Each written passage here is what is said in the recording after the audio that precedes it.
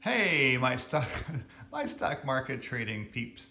Um, Wanted to just shoot this quick video because there's something else afoot that nobody's paying any attention to and the press is not covering. The business press is not covering. So we know that Bitcoin has gone belly up. There's nothing left of it. It's over. The story has run. And now they're bringing on people like Michael here who always talked about how it's just fictitious. There's nothing there. I don't know what's going on with this. I can't believe that these criminals are being allowed to do this all around the globe. And then, of course, the Biden administration thought, hey, it's going to be a great idea to go and create our own Bitcoin to take out the US dollar. We'll make it the US dollar Bitcoin. Well, now we can see how that's working out. It wouldn't work at all. We'd be bankrupt. So what's interesting here is that the pain from the $50 billion of losses at just one company, FTX, $50 billion of losses. That doesn't include all the other companies that trade Bitcoin, because Bitcoin, Ethernet, what's their losses? All these other companies and all of these corporations in the United States that actually bought, there you go. So there's the metrics for Bitcoin. They're all going to zero. XRP is there right now, it's zero, 36 cents. So at the end of the day, the question becomes how many of these other US companies that are trading on the ticker down below here also have Bitcoin exposure that is now zero. So next quarter, not only is the US consumer getting topped out, but next quarter, they're going to be releasing earnings and they're going to have to show losses for Bitcoin as well too. So we will know in the annual reports of all of the US companies who had the most exposure to this Bitcoin thingy, who's writing off their exposure to Bitcoin. So it was all fictitious in the first place. It was all used to be able to pad earnings, to be able to get the stock market to soar. And now it's all coming to an end. The other thing that happened is that Joe Biden came out with the college relief plan, which was going to cost the United States an estimated $24 billion a year over 10 years. So $240 billion that President Biden was going to go spend and give to selected individuals in the United States of America, who all went out then and voted for the guy.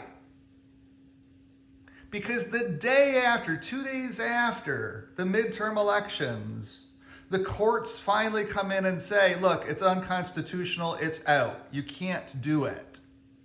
The president never had that power to do that. He doesn't have the power to spend money without the approval of Congress and the House. And the Congress and the House were controlled by the Democrats. They could have passed it without any problems. But they didn't, because they recognized that it would be discriminatory and that it wouldn't stand up to the Supreme Court's tests. So a lower court said, it's unconstitutional.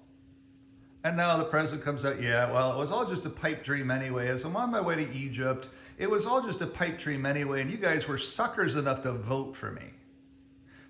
Or vote for the Democrats in the midterm elections. So thank you for that. We really appreciate it. And now let's move on. You're not getting the money. Okay? So again, we've just ripped another $240 billion out of the US economy. So not only have we lost $50 billion today out of the global economy, because Bitcoin was in Nigeria, for gosh sake. So people in Nigeria are now belly up. There's nothing left. And so 50 billion for Bitcoin, 240 billion for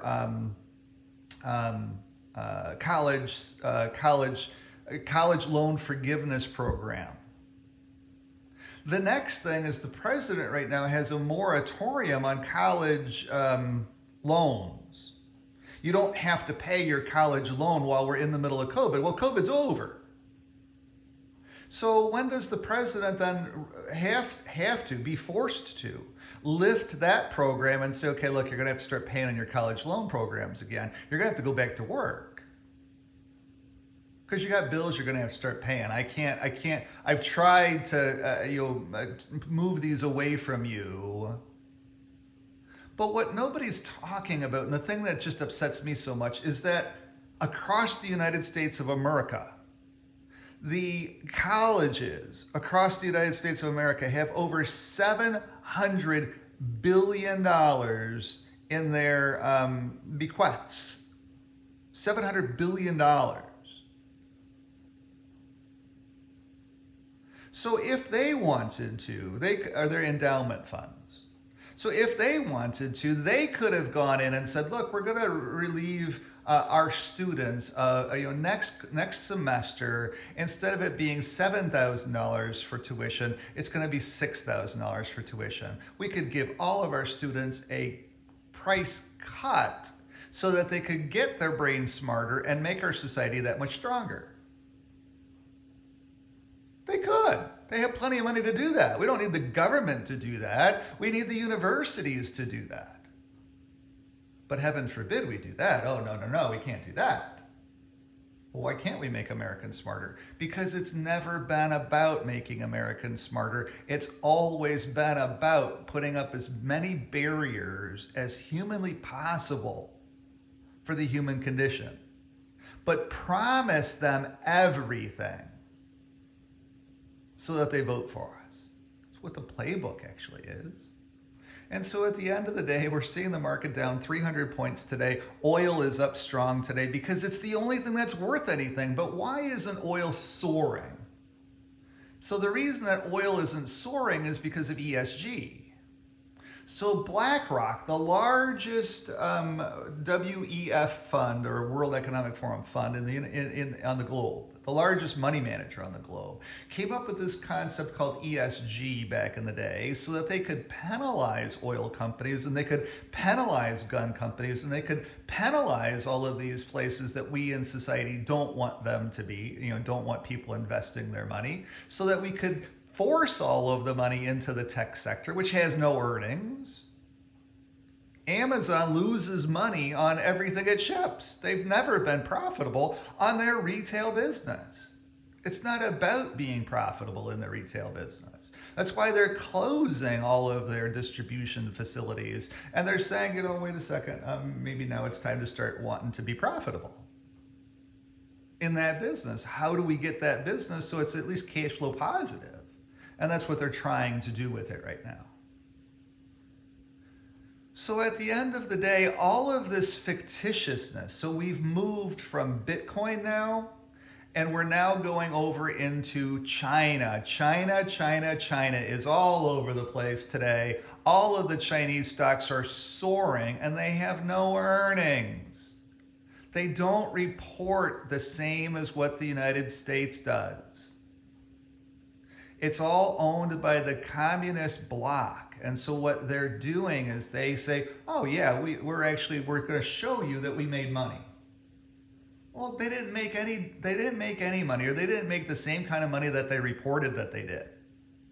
And so we're all now piling into China. Oh, they're going to reopen again. It's going to be wonderful.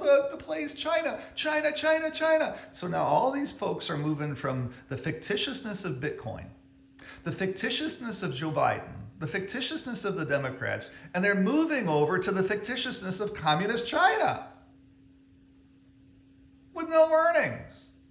They're going back into tech shares with no earnings. So they bought, you get a kick out of this, they bought hard the communications sector.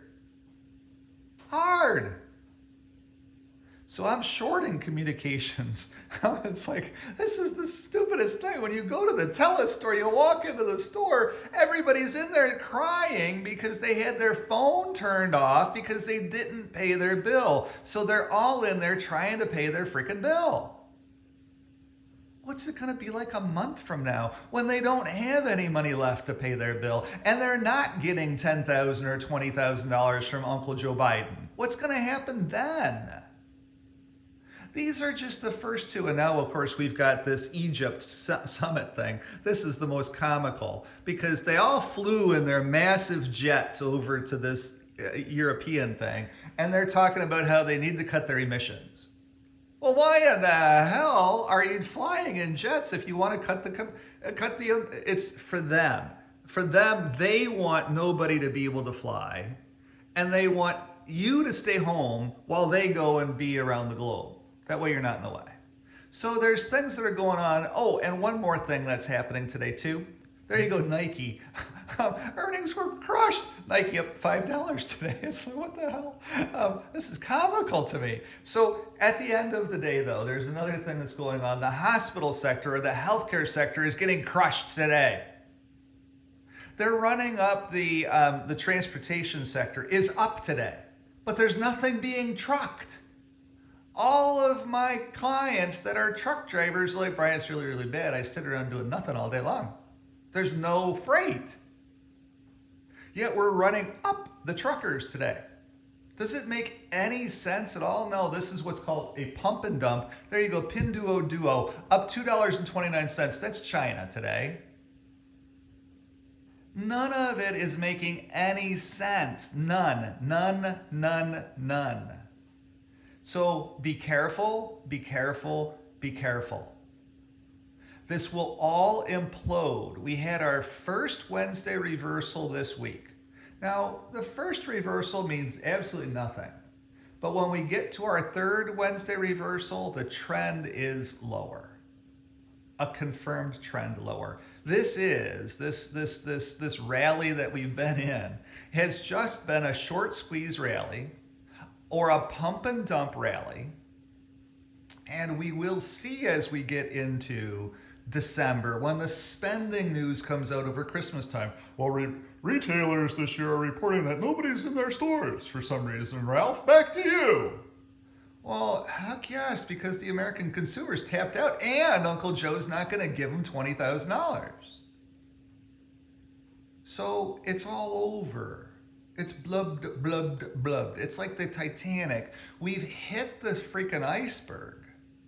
We're taking on water so very, very fast. And the holes are getting bigger and bigger and bigger. And the water is going over the systems that we have in place to stop it from going over. It's all imploding.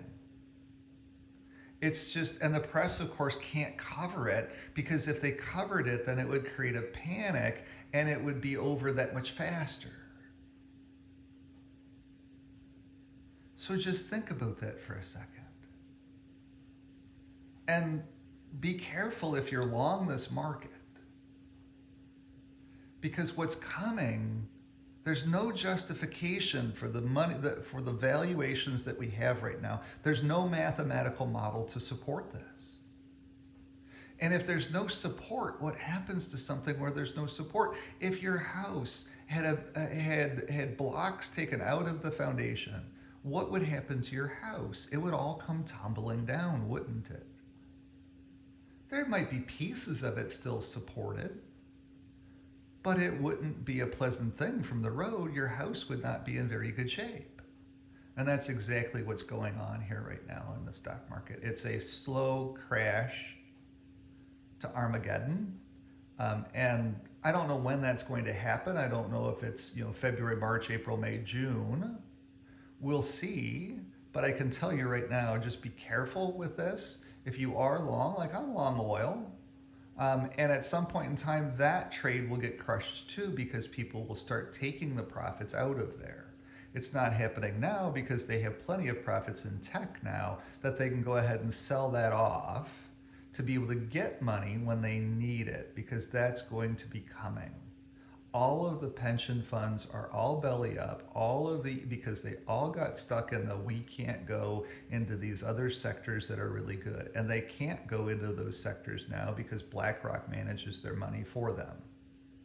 Think about that for a minute.